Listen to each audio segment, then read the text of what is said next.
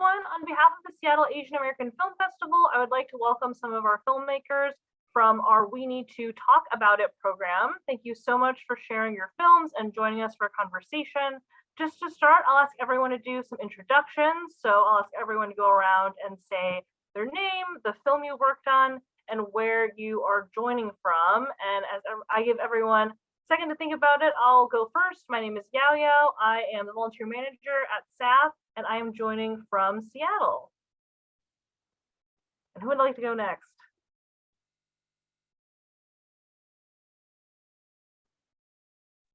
Yeah, I can go. Yeah. Hi everyone. My name is Sue Chen, and my film is called Last Day, and I'm right now in New York. I'll go again. I guess. My name is Gerard Elmore. I am the director and producer and colorist and kind of DP on Red House, and I am joining from Hawaii. I can go next. Hi, my name is Nhung Nguyễn. I go by Nunu. I am the director, producer, and star in my own film, Love Lab Doom Tears, and I'm calling from LA.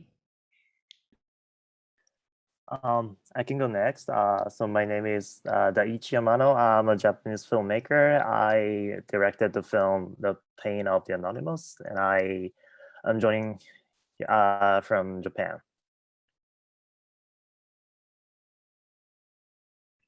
I can go. My name is Bailey Becker, and I'm the director of Action Potential, and I'm joining from New York City.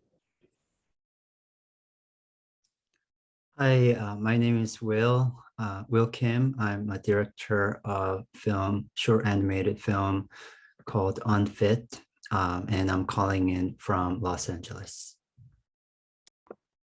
Great, thank you everyone for being a part of the Q&A today. And so first question that I'll just throw out there is really about the idea of where you started with each of your projects. So, you know, some directors begin with a specific scene or a topic they want to cover. And I just want to know, what was the starting point for each of your projects?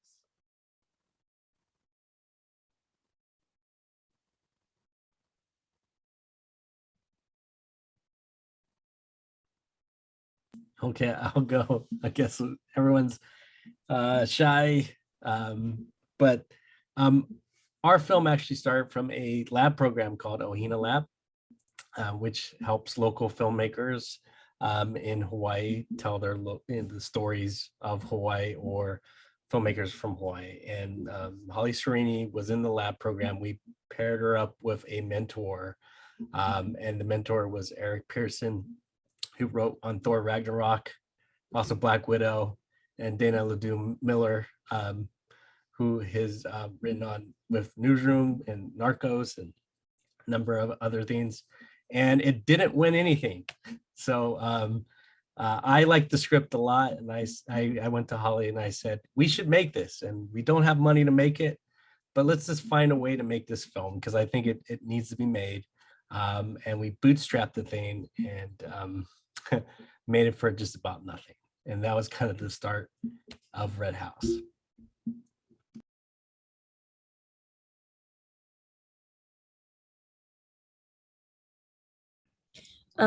For Action Potential, I just had like this basic idea. I have bipolar disorder, bipolar 2 disorder, and I wanted to kind of make a short film kind of depicting the contrast between my manic episodes and my depressive episodes. And so it started out as like a very like abstract idea of like, oh, I just want mania to be really bright and crazy and upbeat and quick editing, and then I want depression to be kind of slower. But then as we kind of formulated and storyboarded out a little bit, we formulated the idea for depression to be like a series of photos, and like for it to kind of build up over time. So that was kind of, but yeah, the main idea was just depicting my bipolar 2 disorder and my struggle with that.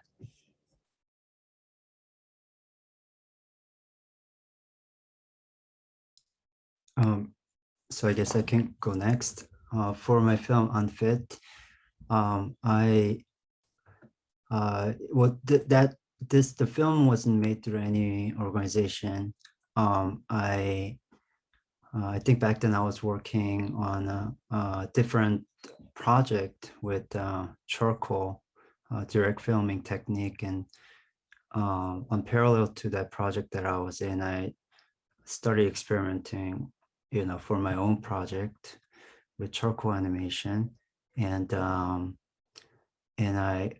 there was in the peak of pandemic, I believe, and that degree of sort of like loneliness and depression, well, not just for myself, but a lot of hearing from people around me, and also news media, how I was kind of inspired by how so many people react or respond or react to their loneliness or unfitness, if that's ever a word, in so many various ways. And I wanted to express that with an animation medium. And so in this room, I just kind of sat in the corner of this room on my carpet and just drawing after drawing.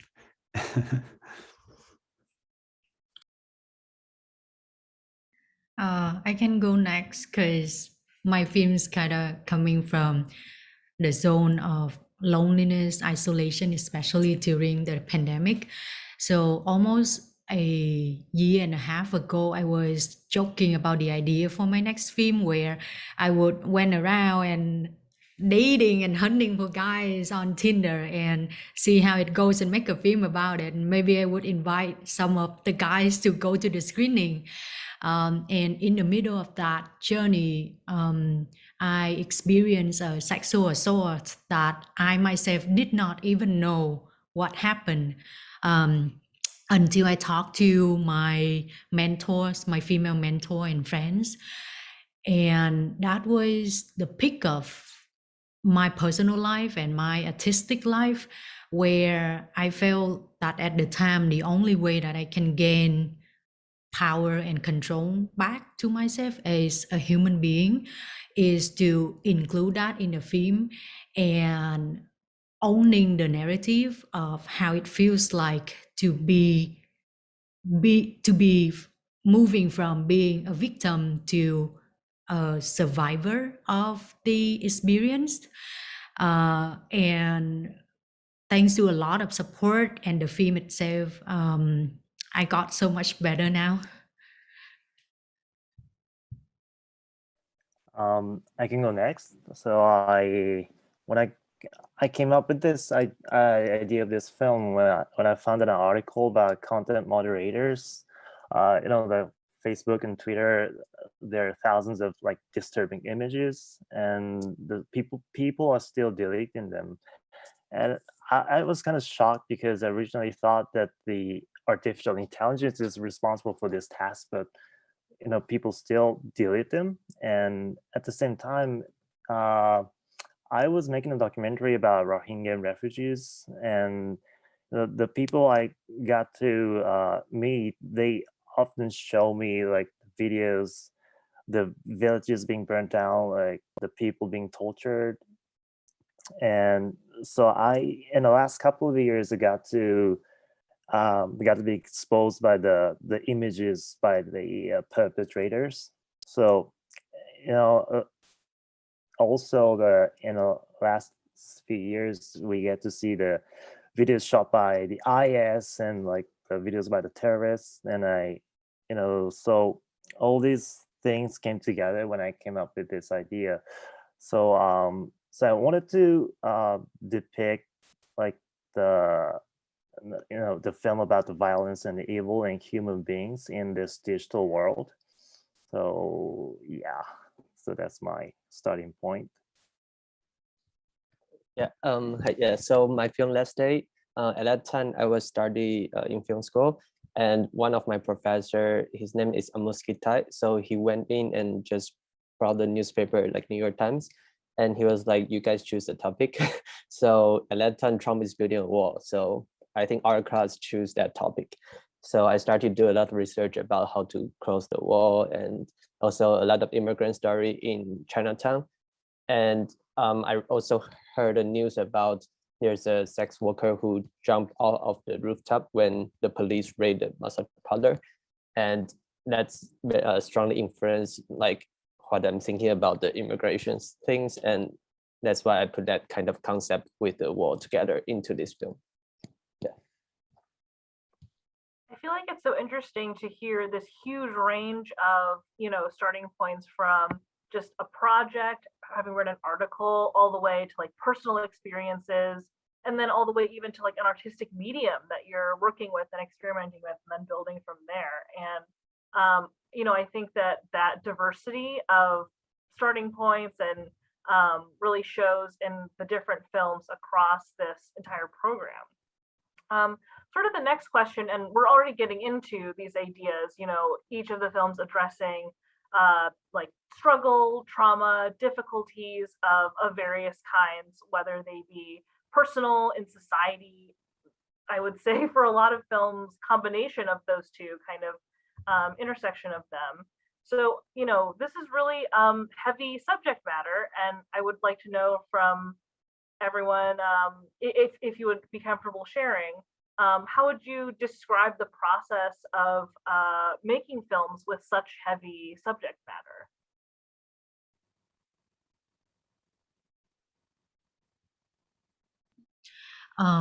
For myself, it started from the point where I was told that it was not okay. It was a sexual assault, and even when I was in a relationship with someone, I would need to give that person consent to go ahead with any intimate intentions. It was very fascinating to myself even now that I intentionally chose not to go to a therapist. Although I have that option in hand, I did not report the incident to the police either. And at the time, I felt a very strong call of either confessing everything to the camera and going through the process of knowing this is how I would reclaim my authority, would eventually heal me and tell myself that it was not my fault. I have tried and done everything that I can. And after that, when I started to go into the process of editing, where I started to realize, well, along with telling a personal story, I also have the responsibility, if I can say, responsibility toward my audience, toward the women or anyone who would share the same experience.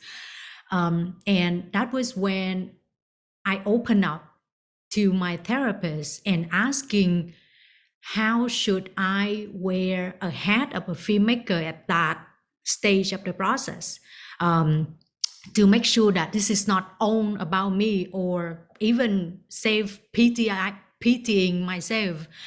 And I think the last milestone of that process was when I finished the final cut of the film. I reported to the police, and one of the last questions he asked was that, why did you wait for so long? Why today? And I told him that I make a film about this incident, and today is the day I submitted the film. So I felt like the task is completed, and I am ready to tell him and tell the world that it's not my fault officially.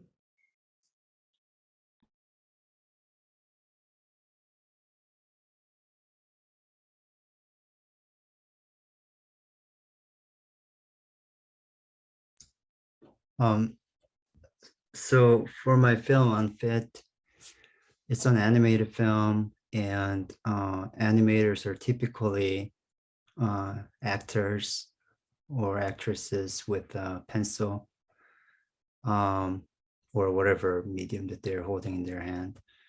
And I get really emotional, really engaged in certain heavy feeling driven or violent scenes, you know, when I animate them, because it's a fictional film, but based on kind of a true feeling. And so so like as I'm like drawing, you know, to think about all the events that I get inspired by when I'm animating certain character, and get really upset and also concerned, you know, because I think about how someone that doesn't feel, or someone that feels unfit in such group that they belong to, but when they can't, you know, they act in a certain way. And sometimes that the motives are sometimes political, sometimes racial. And so so I think that's kind of how I handle the topic or the content when I animate. Kind of really negative, I guess, at least for this film. I'm not a negative person. But you know, yeah, and my kids have problem with me making too many violent stuff, but you know, they don't like, they love watching my stuff, but they also don't like watching my stuff because of that at the same time.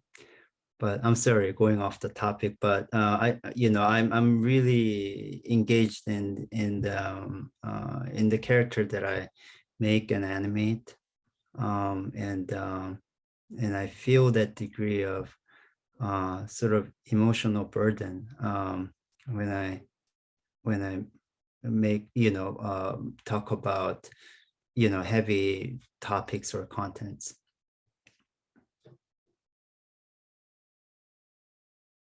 Yeah, and for Red House, we're dealing with community issues. There's a big talk about Native Hawaiians being incarcerated, and you know, diverse groups that are more prone to being incarcerated, or you know, substance abuse and things of that sort. And ultimately, Holly wanted to make a redemption movie, and also outrigger canoe paddling movie. So there's a lot to smash in there, but kind of the heart of it is Scotty, the lead, who's afraid of water, and you kind of realize why, you know, and you kind of see what's happening in Hawaii, which is a chain of events that lead to an unfortunate future. And it's not just a story, it's actually something that happens here, and it happens all across in the country, which is like people who just are in the best sort of circumstances, in a lower income, you know, inequality, leading to very bad outcome. And the film is actually, I don't think, as dark, you know, as it could be, because it has a positive ending, and it ultimately it is a redemption story of a way of getting out of it. And in Red House, what happens is that his friends take him out of it after kind of like saying, hey, you know, it wasn't cool what you did to us, but that's what's needed. Because there's really great documentaries about how a lot of people who come out of prison are set up for failure, and it leads to some really bad things. And Out of State, if no one's watched it, is a really good film by my friend Kiara Lacey. And she has this gentleman that comes out of prison, never did drugs, never did ice, never did anything. He says, I swear I'll never do it. And she checks in like a year later, and the guy is totally wasted and in drugs and nowhere to go. So it's a little bit of what's happening, a little bit of a mellow way of doing it, but you know, some issues that are happening in the community.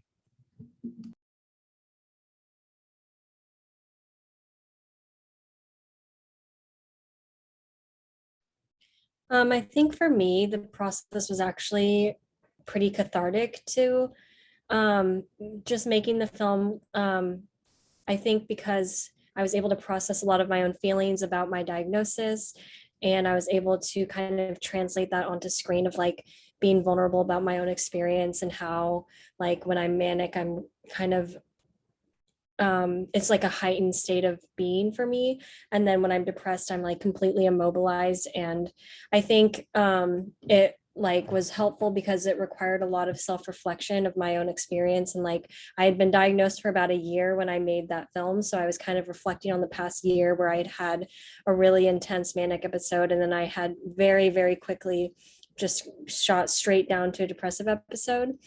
It happened like almost overnight. And so I think, and then I was in a depressive episode for about like 7 months.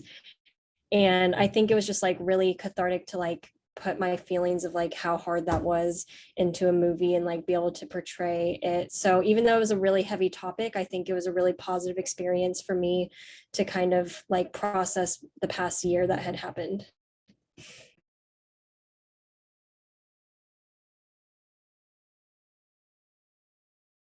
Yeah, so for my film, Last Day, because when I made it is when, maybe, I think it's when I was here like 3 years ago. Yeah, so I arrived here like around 2 years, and I'm still trying to figure out what's happening in America.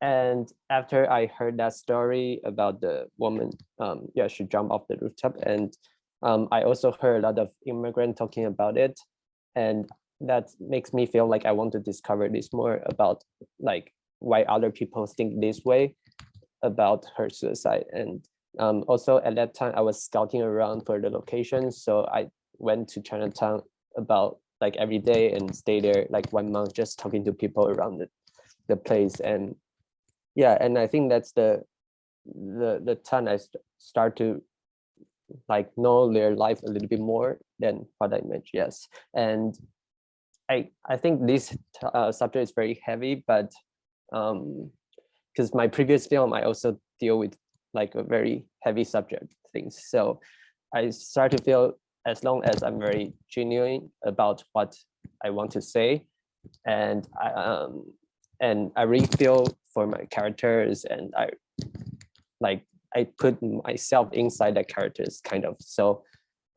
yeah, if you treat your characters very honestly, and this subject will, I mean, these characters or the story will make people feel something about it. Yeah. So I think it's my turn. So the making a film about content moderators is pretty heavy. So, and there are some documentaries about them, like who that was shown at Sundance and some other festivals. But when it comes to narrative, I didn't find any the previous film. So in the process of making this film, I asked a few questions to myself. So do I show the graphic images, or do I show those videos shot by the perpetrators? And my answer was no. So in this film, I don't show any graphic violence, and no blood, no faces of victims, just the imaginary names of victims the protagonist writes down on her journal. So if yeah, and the reason why is if I use those shots by the perpetrators, I think I undermine the sole purpose of this film, to imagining the pain of others. So making a narrative about those violence in this digital world is kind of such a challenge for me. So yeah. I really appreciate everyone's, ability to be vulnerable about kind of what this process was like for all of you creating these films, whether from sort of a confessional, like cathartic perspective, and then even as a learning experience, learning more about, issues facing a certain community or a certain kind of job that people have, but we might not often think about. And I think, sort of closing on a more forward-looking note, I would just like to ask if everyone would like to share a piece of advice for any emerging filmmakers watching the Q&A as they kind of tackle their own issues in future films.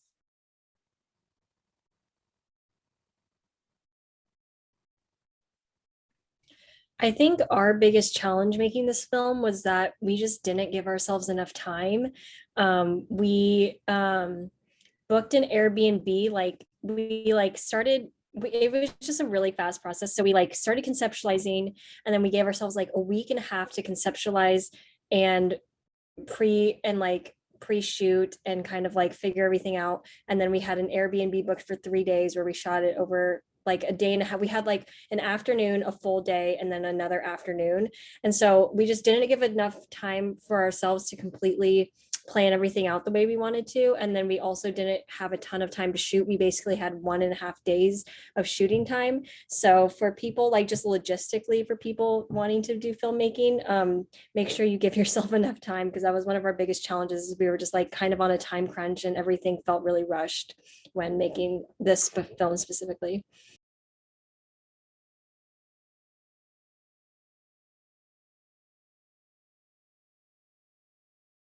Yeah, for me, the big thing I always say, we talk about this a lot because we actually help make a lot of short films, and we always say, don't talk about it, just do it and find a way to do it.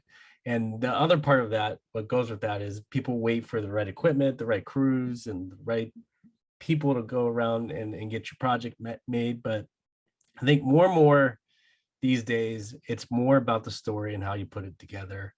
And we say it over and over again. Don't get hung up on that. Make the film as, if it's a short film, make it as cheap as possible. Don't spend any money. Don't go crazy with it. By all means, make it look like $1 million if you can, but don't go crazy. Just focus on storytelling and your voice. Good audio too. You know, that's pretty important too. But that goes a long way. And there's a big difference between having 4 or 5 films made and still waiting for that money and the right crew. So I can't stress it enough. Find the right story, focus on the story first, and always find a way to make it.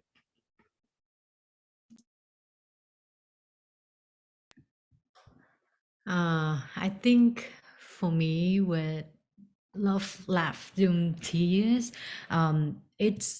it's funny that when I first came here, which is like 2 years ago, I was very eager to integrate and think of ways to how Americanize myself in filmmaking. But out of everything that happens, either the isolation or a very transformational experience, I realized that the strongest place that I can emerge and blossom is basically my root, where I'm coming from, what I grew up with, what makes me the person that I am today, with mistakes and the things that I can be proud of. So I think the biggest learning for me is to stay true to who you are as a person and as a filmmaker, and believe that there would be either a festival or a person or a place that all of that values that you hold so dear and genuine would finally find a place that could be here, could be heard, seen, and connected.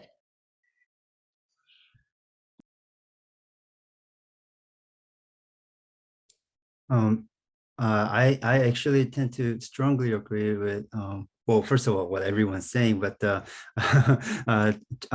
especially Gerard, when you said about you know, just you have a story, go do it. You know, I mean, you know, I think it's just it's a matter of building the confidence. I think the lack of confidence kind of leads to lots of thinking and talking and planning, but not doing. And so I would say once you initiate the idea or get inspired by something, pick up a pencil and paper or a pen and a Wacom pen and tablet or whatever, Apple Pencil, and start animating really. And real quick, the other thing is the talking to as many people as possible and learning from, kind of paying attention to what people say, what people feel, and what you hear from the media, whether it's a media that you trust or media that you think is a joke, and it kind of like how you have to be able to watch both bad and good films to be a good filmmaker. So yeah.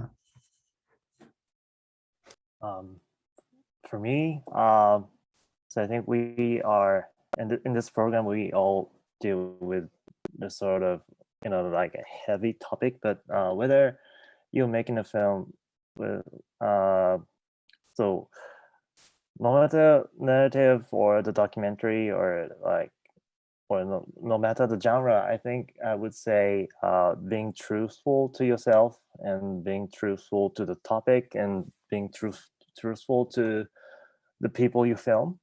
And I think the being truthful to yourself influences all the choices you make in the process of filmmaking, from what to include in the frame and what to exclude in the frame from the frame, or what shot you choose and how you behave on the set and everything. So I think, yeah, so once you come up with the idea, just go for it and stay truthful to yourself.